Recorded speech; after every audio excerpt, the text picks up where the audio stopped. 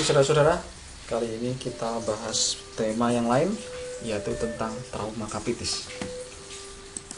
Nah, sebelum itu kita paparkan apa saja yang kita bahas di sini.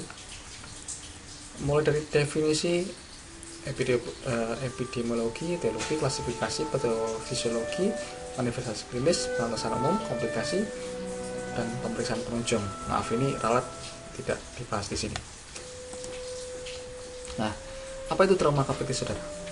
Trauma kapitis itu ya trauma kepala, cedera otak, cedera kepala yang sering terjadi, baik itu langsung ataupun tidak langsung akibat dari insiden atau kecelakaan. Nah, ini dia. Kalau istilah bahasa Inggrisnya adalah traumatic brain injury atau TBI. Nah, seperti itu. Kemudian tentang epidemiologi, ya, data-datanya bahwa ini data WHO 2015 menyatakan bahwa penyebab kematian akibat kecelakaan lalu lintas di urutan ke-11 seluruh dunia. Cedera kepala ini di seluruh dunia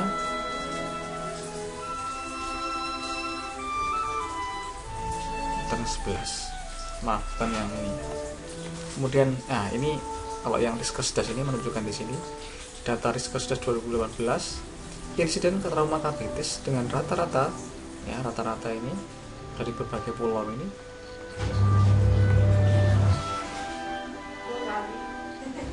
11,2 dengan provinsi. Jawa Timur sebesar, ini persen ya, persentase ini 11,12, yaitu 133,440 jiwa. Nah, etiologinya apa trauma kepala ini, saudara? Bisa jadi karena kecelakaan, pembunuhan, ya, atau karena disengaja bunuh diri, ya.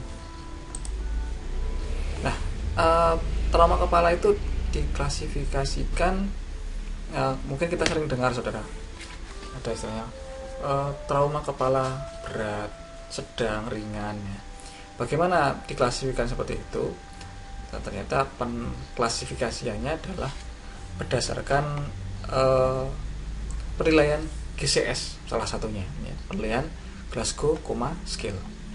Jadi saudara-saudara perlu ingat juga bagaimana menilai GCS. Nah, ini dia. Jadi ada 3 yang dinilai: respon mata, respon verbal, dan respon motorik. Totalnya ada 15 harusnya ini. Nah, total 15 perlu dipahami supaya bisa menentukan apakah termasuk cedera berat, cedera kepala berat, sedang, atau ringan.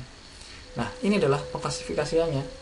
Kalau misalkan cedera kepala ringan, ya, kena trauma pada kepala, terus kemudian dinilai GCS-nya ternyata totalnya lebih dari 13. Lebih dari 13 itu gimana? Lebih dari 13 itu contohnya gini, misalkan dari respon mata ternyata nilai skornya 3, kemudian verbalnya 5, motoriknya 6, maka 6 tambah 5 tambah 3 berapa ya? Maka 14, ya, saudara. Jadi skornya 14, artinya lebih dari 13, jadi termasuk cedera kapitis ringan. Contoh lagi, misalkan cedera kepala berat, setelah ada pasien datang dicek mengalami trauma kepala, kemudian dinilai GCS-nya ternyata respon nyeri saja pada mata 2, suaranya nggak jelas 2, kemudian motoriknya melokalisir, misalkan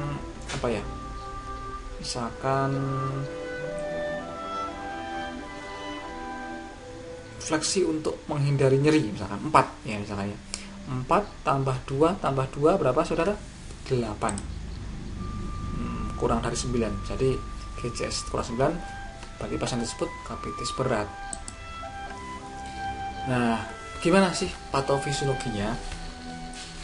Nah, secara umum trauma kapitis ini dibagi menjadi trauma primer dan trauma sekunder. Apa itu trauma primer? Apa itu trauma sekunder? Jadi kalau trauma primer itu saudara, jadi trauma yang cederanya yang langsung terkena karena trauma itu. Ya. Contoh ini pengendara, ini adalah kaca mobil misalnya. Ini bentuk proses trauma primer ini karena sesuatu kekuatan itu bisa berupa akselerasi, ya, percepatan, rotasi, muter, atau kompresi, menekan, dan distensi sebagai akibat dari proses akselerasi dan deselerasi, ya. Kekuatan ini menyebabkan tekanan pada tulang tengkorak, ya, menyebabkan tekanan pada di sini sehingga mempengaruhi tentu neuron, ya, saraf dan pembuluh darah, sehingga bisa menyebabkan gangguan-gangguan yang lain pada otak. Nah, kemudian trauma otak itu dapat melibatkan parenkim otak. Apa itu parenkim? Parenkim ya jaringan otak itu dan atau pembuluh darah otak. Karena di dalam otak itu pembuluh darahnya sangat banyak sekali untuk perfusi jaringan otak, saraf-sarafnya, ya. Kemudian trauma pada parenkim dapat berupa laserasi. Apa itu laserasi? Robek, ya. Kontusio, memar, ataupun diffuse axonal injury. Nah, apa sih diffuse axonal injury? Kita ingat kembali, kalau saraf itu ada bagian-bagiannya, namanya ada dendrit, akson, dan sebagainya, ya itu berkaitan dengan itu, ada gangguannya di situ. Nah, ini dia konsep of diffuse axonal injury atau DAI, ya. Jadi kalau ini misalkan terjadi trauma, gambarnya seperti ini diperbesar, kaca besar. Nah, ini adalah bagian saraf, ya, ada akson, ada bodinya, ya, ada dendrit seperti ini, ya. Jadi ini kalau kita lihat aksonnya ini robek, ya, ini tertarik, robek. Kalau ini putus, ini full putus. Jadi antara saraf bodinya itu, badan sarafnya dan aksonnya itu terlepas. Jadi itu diffuse axonal injury. Nah, kemudian trauma pada pembuluh darah otak dapat berupa perdarahan epidural. Nah, ini kita lihat saudara, perdarahan epidural hematom. Jadi kan selaputnya, jadi di luarnya, ya, di bawahnya tengkorak tapi di luarnya selaput ini ada perdarahan subdural. Gimana subdural ternyata di letaknya di sini nih saudara, ya. Nah, trauma seperti ini bisa dilihat menggunakan CT scan. Nah, kemudian trauma pada pembuluh darah otak dapat berubah perdarahan epidural, tadi seperti disebutkan tadi, epidural, subarachnoid epidural, ya, intracerebral. Intra itu apa? Di dalam. Jadi di dalam otak, di tengahnya kayak gini. Gitu. Dilihat dari CT scan, ya. Kemudian trauma sekunder. Jadi apa? Kalau trauma primer tadi yang trauma langsung karena suatu proses tekanan, ya, akselerasi, deselerasi, rotasi, ya. Nah, kalau trauma sekunder itu merupakan lanjutan dari trauma otak primer. Kelanjutannya, kalau ini prosesnya, ya, ada membutuhkan waktu, bisa menit, detik, atau hari baru terjadi secondary injury, ada trauma sekunder. Nah, faktor intrakranial atau faktor otak itu sendiri, kepala itu sendiri, ya, mempengaruhi trauma otak sekunder. Contohnya adanya hematoma intrakranial, iskemia otak akibat penurunan perfusi ke jaringan otak, herniasi. Ya, contohnya gini saudara, ya. Contohnya gini saya. Nah, ini dia, saya gambarkan di sini ya. Ini ruang kepala ya, ruang tengkorak ya. Ketika terjadi trauma seperti ini ya, maka terjadilah perdarahan di dalam. Sedangkan kita tahu bahwa tengkorak ini sangat rigid, nggak bisa geser kemana-mana ya, sangat kaku. Kalau misalkan terjadi bengkak di dalam sini, tangan kita aja kalau kena benturan bisa bengkak ya, apalagi di sini juga begitu. Kalau tangan kita bengkak ya, terpukul itu bengkak, kelihatan langsung. Kalau di sini nggak kelihatan, tapi dampaknya apa?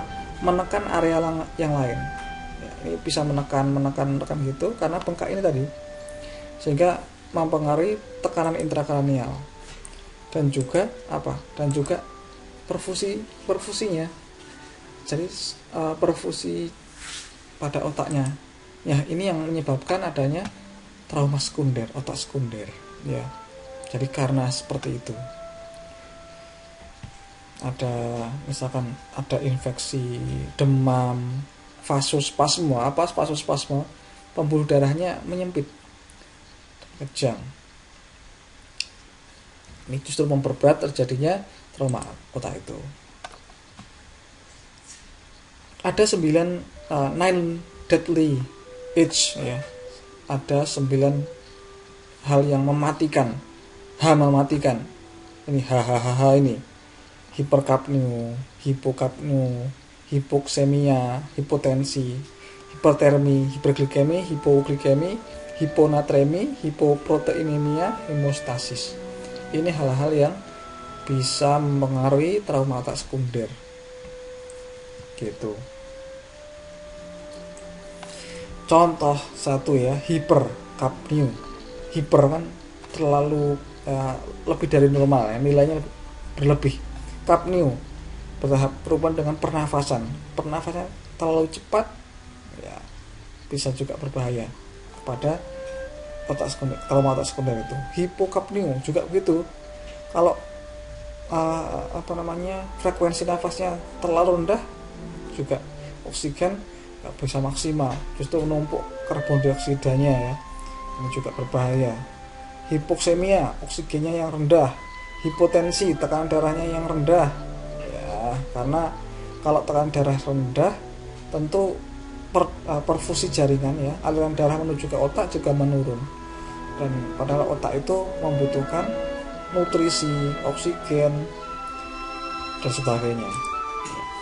Itu adalah 9 deadly itch ya. Ada 9 hal yang mematikan. Ini dia. Nah, ini patofisiologinya ya. Kalau digambarkan menggunakan diagram seperti ini ya. Ada trauma kapitis, trauma primer yang langsung ya. Kemudian bisa trauma sekunder, hitungan detik, menit, hari ya. Nah, ini dipengaruhi oleh faktor intrakranial, faktor dalam kepala itu, rongga tengkorak itu, faktor ekstrakranial dari luar itu, gitu. Nah, ini juga yang lebih detail lagi, ya. Contohnya adalah ini misalkan adanya benturan kepala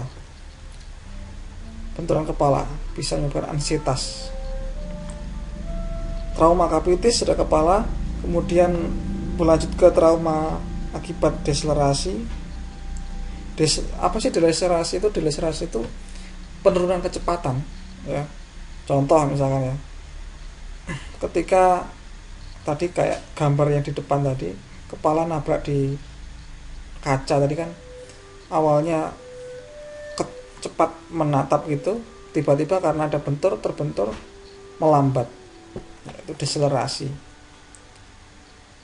Trauma, sehingga terjadilah trauma jaringan, baik jaringan saraf ya, jaringan otak di dalam, terjadilah hematom di dalam, perdarahan di dalam, bisa menyebabkan edema, vasodilatasi, kemudian terjadilah tekanan intrakranial tadi yang disampaikan tadi, peningkatan tekanan di dalam kranial, dan seterusnya ini saudara. perlu dipelajari. Nah, kemudian manifestasi klinis ini tanda-tanda gejalanya dilihat dari tingkat kesadaran, fraktur tengkorak, kerusakan jaringan otak. Ini ada yang gambar-gambarnya bahwa kalau tingkat kesadaran seseorang itu tentu dipengaruhi oleh berat ringannya trauma kapitis, berat ringannya trauma kepala, kemudian ada atau tidaknya amnesia retrograde, lupa ingatan, dan atau tidak adanya mual muntah, ya, tingkat kesadaran ini tadi. Berikutnya fraktur tengkorak, ya. Ada enggaknya fraktur tengkorak? Karena fraktur tengkorak ini bisa menyebabkan kerusakan pada baik itu jaringan otaknya maupun pembuluh darahnya. Bisa juga merobek selaput diameter sehingga menyebabkan cairan cerebrospinal. Ya, ingat lagi, cairan cerebrospinal. Apa itu cairan cerebrospinal? Cairan cerebrospinal adalah cairan yang melindungi si otak ini supaya kalau terjadi benturan dia bisa kayak mengapung gitu. Saya yang melindungi di sini. Nah, cairannya itu kalau terjadi fraktur bisa merembes keluar, saudara. Nah, ini lagi fraktur tengkorak lagi, malah masih lanjut ini. Fraktur tengkorak ada beberapa kemungkinan yang terjadi, yaitu keluarnya cairan cerebrospinalis yang berasal dari hidung dan telinga otore, ya. Jadi bisa keluar lewat hidung bersama dengan darah, telinga juga bisa, ya. Kerusakan saraf kranial, ya, bisa menyebabkan seperti itu. Perdarahan di belakang membran timpani, ekimosis pada periorbital, ya, ini ekimosis periorbital, ada biru, ya, di matanya. Kemudian fraktur tengkorak apabila terjadi fraktur basiler. Apa itu fraktur basiler? Ini gambarnya. Jadi kalau dibuka, ya, ada dasar otak, basis krani, ya, fraktur base of skull fracture atau fraktur basis krani, dasar otak di sini, dasarnya ini. Apa tanda gejalanya? Ya, yang di sini nih, ya, ini langsung simpulkan aja di gambar ini. Ada bisa kontusio, ya, memar di sini. Kemudian hematom, ya, hematom, raccoon eyes, ya, matanya memar kayak gini, biru. CSF, cairan cerebro fluid, spinal fluid, ya, cairan cerebrospinal, rhinore, keluar lewat hidung, ya, gitu. Kerusakan jaringan otak, ya. Tentu kalau terjadi trauma bisa menyebabkan trauma pada jaringan otak, dilihat dari CT scan. Kemudian tata laksananya gimana? Ya, tentu berdasarkan airway breathing circulation dan expose, ya, ABCDE di awalnya, ya, di primary assessment. Nah, ini penjelasannya. Setelah sana untuk pasien trauma kapitis, periode akut dapat dilakukan tergantung dengan adekutnya bersihan jalan nafas, ya kan, mulai dari RW, ya. Kalau RW-nya terganggu, kita lihat apakah paten, ya, jalan nafas terbuka atau tidak, masalahnya di mana, ya. Cuma pada umumnya 30-60 menit post trauma kapitis pasien mengalami muntah, ya, karena apa? Ya, kita aja terdaduk, ya, apa itu, bentur, ya, kepalanya bisa pusing, ya, apalagi yang trauma seperti ini.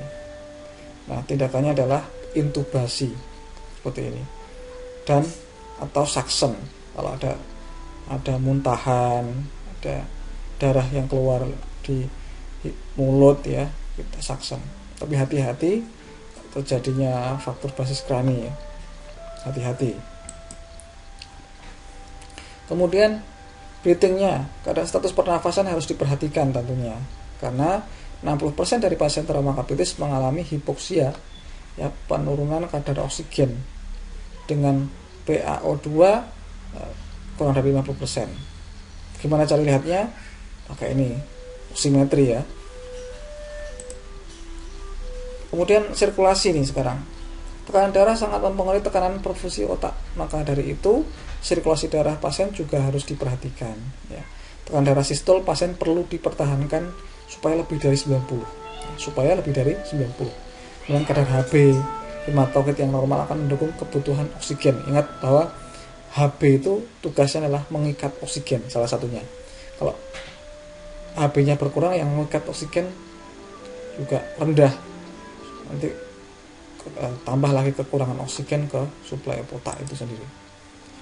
Lagi tentang monitoring tekanan intrakranial. Tadi di awal tadi disampaikan tekanan intrakranial salah satunya karena apa? Karena ya adanya edema pada otak misalkan tadi, sehingga dalam rongga kranial itu terjadilah penekanan. Nah, jangan sampai ini terjadi, maka harus dikontrol. Nah, ini karena penting untuk menjaga oksigenasi otak tetap adekuat. Supaya apa? Oksigenasi di sini tetap cukup gitu. Gimana cara melihat TIK ini ya? Ada monitor ya. Jadi ada pakai alat seperti ini, dinilai tekanannya. Kemudian juga mengatasi shock ya. Shock pada traumacapitis ya. Shock itu ya, pada problem sebelumnya menurunkan tekanan darah yang sangat drastis ya. Kalau terjadi pada traumacapitis ini merupakan keadaan darurat bahaya karena tekanan darah pasien menjadi turun, menyebabkan perfusi jaringan ke otak pun juga turun. Kalau tekanan darah turun, maka perfusi ke otak ini juga turun, berbahaya, bisa menyebabkan sekundari trauma yang di awal tadi. Nah, kontrol tanda-tanda vital. Hipotensi jangan sampai hipotensi, jangan sampai juga hipertensi. Dan hipertermi, apa hipertermi? Suhunya meningkat. Terus hubungannya apa? Kalau peningkatan terjadi hipertermi, maka bisa menyebabkan peningkatan konsumsi oksigen ya, sehingga meningkatkan metabolisme dari otak. Maka harus dijaga. Hipotensi pada pasien traumacapitis merugikan karena akan memperberat iskemia. Nah, berikutnya adalah operasi. Dilakukan dengan cara mengeluarkan darah intracerebral kardiolasti, diberi dengan luka, sebagainya. Ada resiko hidrosefalus.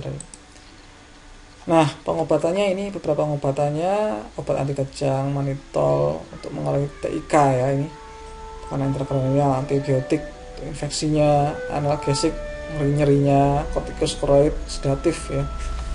Sedatif. Biasanya kan gelisah kalau pasien-pasien trauma kepala itu.